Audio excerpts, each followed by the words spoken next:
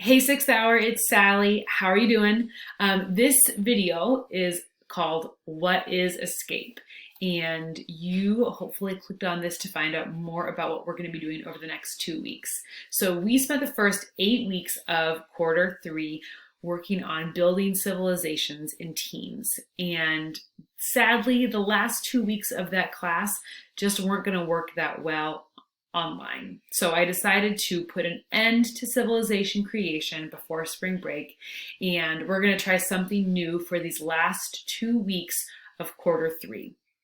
We are going to do what's called escape. And this idea came from my old friend Anna. I've known her since middle school. She lives in San Francisco, and we've talked a lot during the past 3 or 4 weeks as we've been at home dealing with this strange situation. She read somewhere this approach called ESCAPE, which is an acronym for activities that help you stay physically, emotionally balanced during a stressful time or a time when you're stuck inside like we are right now. The initials ESCAPE stand for emotional, social, creative, active, practical, and educational. And the idea is that if you do a combination of activities that fall into those 6 different categories, you will maintain your well-being. And I really like that idea, and I thought we could turn that into a really cool class. So starting tomorrow, we're going to play around with the idea of you choosing every day one activity, and it needs to be in one of those 6 categories. You will do that activity. You will create a Flipgrid video that documents what you did and how it went, and you'll share with the class what you did. You'll be receiving a document that looks like this. That's kind of your menu of activities. And you will get to choose from the emotional category, the social category, creative, active, practical, and educational.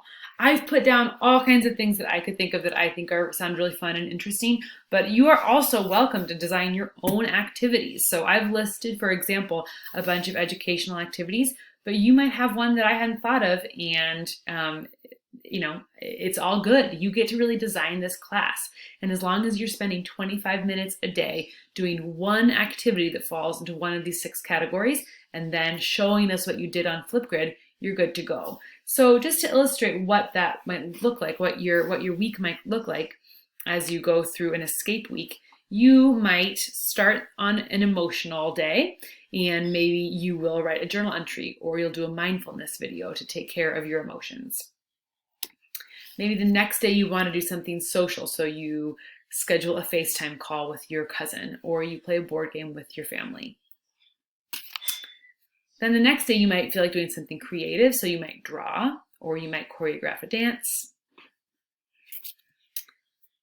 You could do something active, like go on a walk or do a yoga video on YouTube, taking care of your physical health.